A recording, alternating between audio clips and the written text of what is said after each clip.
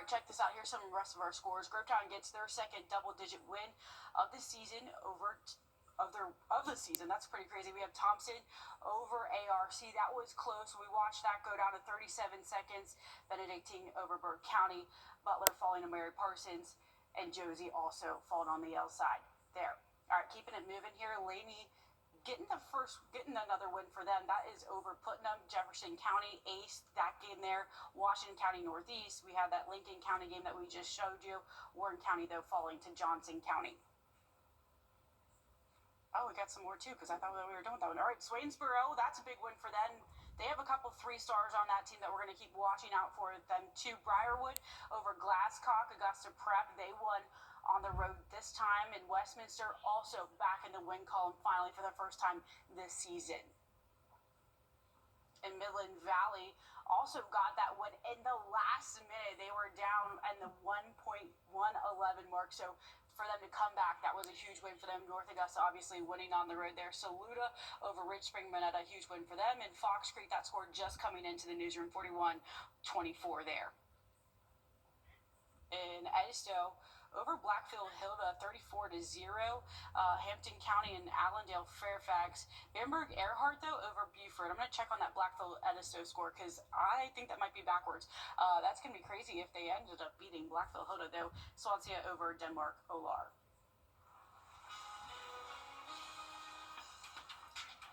Well, thank you, Lisa, for all of those Friday night football coverages under the lights. Things were very active this evening, but thankfully the weather was cooperating. We're going to stay partly cloudy overnight tonight. Rain chances, though, will start to increase for the start of our weekend, but things are looking better by Labor Day. I'll have a look at your 7-day forecast coming up. Plus, a dream comes true for one Fox Creek High School football player after it was almost taken away. Coming up, how that senior overcame a brain cyst so he can make it back on the field for his final year. Huge tenders, super crispy, crazy juicy, fresh, never frozen, and all at a great price. Only at Parker's Kitchen.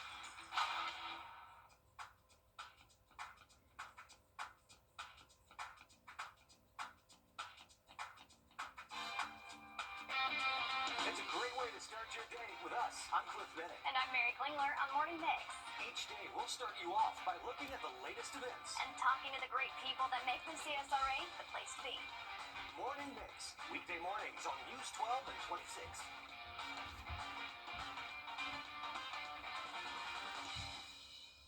You've been hurt on the job? It's time to stomp your feet and clap your hands. Let's hear it for the band, sponsored by 3-Star Vineyard. Hey, the man said it's let's go ahead and play. We're going back out to Midland Valley.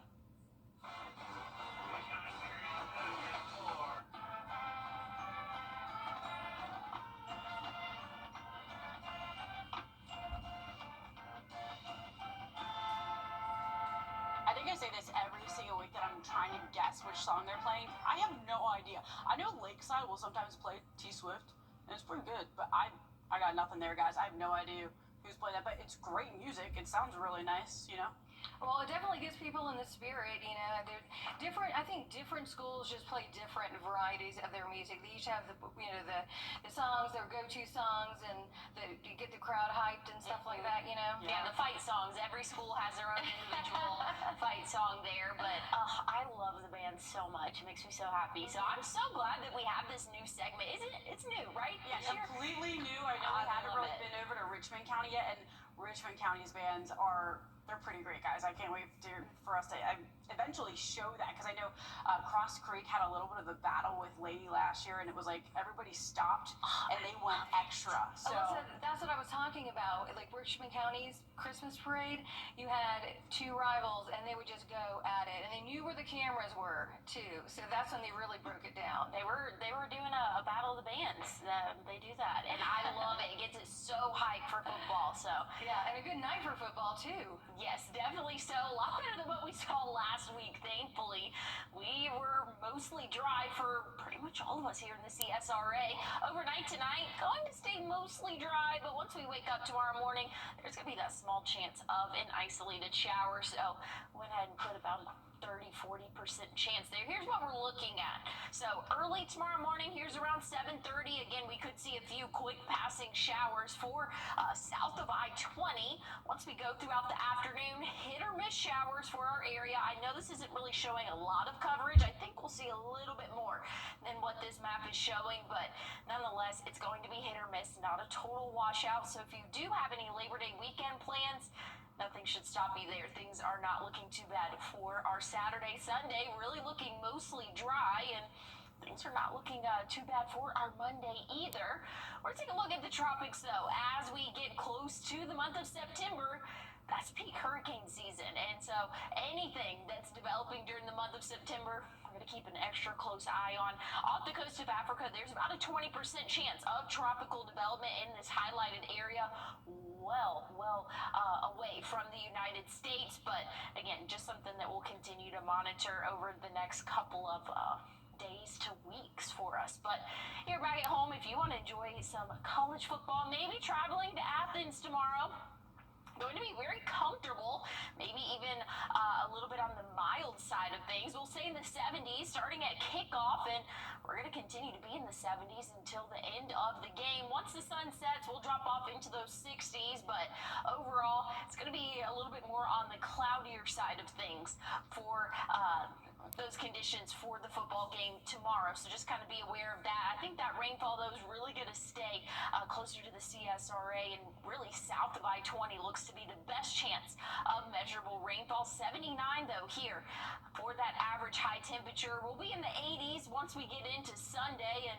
into our Labor Day as well. Starting into next week, things are nice and dry. But once we get to Wednesday, that's when we're going to see a few hit or miss showers possible. Those overnight lows, pretty consistent in the lower to middle 60s for us. Once we get into the end of next week, we'll be in those middle 80s. So not looking too bad. Very much a football weather forecast. Well, keeping an eye on football, we've been telling you about all the high school football players taking to the field from several schools in the CSRA. However, there was one senior at Fox Creek High who almost didn't get the chance to join his team tonight. But after overcoming a brain cyst, Riley Howell's family was able to cheer him on from the stands. Your Kennedy Payne was with them, and she now has more from Riley on the range of emotions tonight. Yeah, it's emotional, no doubt, but Riley Howell says he's just excited to be back. His mom tells me she was nervous, but more than anything, proud and excited to watch her son play the game he loves for one last season. Riley Howell has been playing football since he was 4 years old. Now he's 18, and his whole life has led to this season, his senior year. But just weeks before it began, his dream nearly ended. Got 22 staples in my head. They did an MRI scan, and I had a brain cyst. So then I had to have surgery to remove the brain cyst. I really thought I wasn't going to play football again, but God gave me the opportunity to play. So I'm thankful for that. It all started in July. A simple game of hide and seek, a bump on the head, and then a life-changing discovery. One that required immediate surgery. It was like depressing, really. Like, because I thought I wasn't going to see the field no more. I really thought it was going to be like my last time ever playing football again. So for months, hospital visits replaced football practices. I would say you have to be like resilient and dedicated, because I would definitely want to be out on the field more than going to the hospital and not being out there with the guys. That was really like the baddest part about it. Now Riley is back, chasing his childhood dream and stepping on the field one last season. Stepping on the field and playing my game, playing like Riley Howell played. Just do what I do. And Riley says his comeback hasn't been his alone. In the stands is a family who never stopped believing. It feels great. I have a good fan base, and I'm happy for that. I'm thankful for that. For Riley, football has always been the goal. This season, it's also the miracle. And this season marks Riley's last at Fox Creek because he's set to graduate this year. And to players who follow in his footsteps, his journey can serve as a reminder that the most important gift is the ability to walk on the field and do what you love. All right, thanks for that, Kennedy. What an inspirational story, not just like for athletes, but we can all take away something from that. And FYI, Fox Creek got the win tonight as well. So a lot of celebration going on there for Riley. Well, new tonight, firefighters in Aiken County are one step closer to having a training center. Aiken County Council passing a resolution allowing construction for phase 1 of the $2.8 million contract. And it's not just for fire crews. The training facility is also going to be used by first responders in the county, including SWAT and rescue teams. Provide a first-class facility that all of the 18 volunteer departments can come and use, and that the city of Aiken or city of North Augusta can also send their people to. It'll be at Wire Road and Gun Range Road. That's near the Aiken County Detention Center. Centerpiece is expected to teach firefighters several different fire scenarios. The hope is to get construction started in November, with it wrapping up in May of next year. Taking you to break, giving you a live look right now at Pittsburgh and your winning lottery numbers. We'll be right back.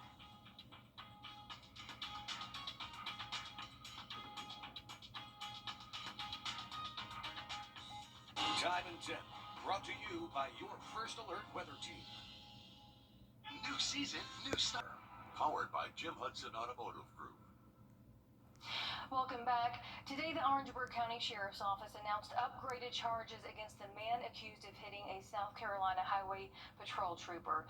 Dennis Riggs died after being hit by a box truck, while the driver of that truck is facing new charges in the case. Derek Rush has details from today's news conference. Because of Mr. Adelan's actions, our future was stolen. The family we dreamed of building together is gone. Upgraded consequences for his actions, with a reckless disregard for the safety of the motoring public in Monmouth. as the sheriff announced upgrades to the charges of Anthony Edlin. His statements given to law enforcement up until the day before yesterday was blatantly lies. Adlet now charged for reckless homicide. The sheriff's office says he was driving a box truck with a suspended license on I-26 in Orangeburg County. That's when he hit Trooper First Class Dennis Riggs, who later died from those injuries in a hospital in Charleston. The sheriff saying their investigation found that Adlet had a muddy driving history. So far I've counted in 10-year history 7 suspensions, 6 accidents, 4 which he caused. One of the things that bothered me is the statement that he made that Trooper Riggs was in the highway. We know that to be untrue. But if it was true, he put on his reflective vest. An upgraded punishment, but a wife and family now left to charting the normal. I live with grief that doesn't fade. I carry trauma that doesn't heal. I have to learn to exist in a life I never wanted. Dennis was loved beyond measure, and because of his choice, Dennis is gone.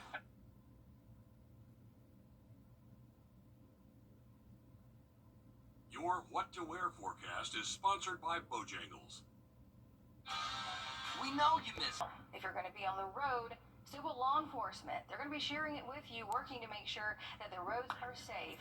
They're cracking down on impaired, distracted, and dangerous driving. It's part of Operation Hands Across the Border. There were 6 deadly crashes in South Carolina during Labor Day last year. Georgia seeing 20 deaths during the Labor Day holiday period last year. Well, looking at our what to wear forecast for tomorrow, might want to have that rain gear with you. We do have that chance for a few off and on showers as we go throughout our Saturday. Not a total washout, but again, we are going to anticipate more cloud cover for us, 79. That average high temperature tomorrow, so we're taking a little bit of a dip from today. We saw 86 for that average high temperature. Once we get into Sunday and Monday, things are looking a little bit better sky condition wise, and we'll warm up a little bit, right around 83 both afternoons. Starting next week, not too bad. Tuesday 84, Wednesday 84 as well, but we will see that chance for a few more showers as we hit midweek next week. But looks like the end of next week will be maybe warming up a degree or 2, but much calmer conditions. Very much a football forecast, I would say. It's very fitting for the first week of college football. Things are just definitely feeling a little bit more like fall each week, Ashley. I'm loving every second of it. That's going to do it for us for News 12 at 11. Thanks for watching. You guys have a wonderful evening and weekend.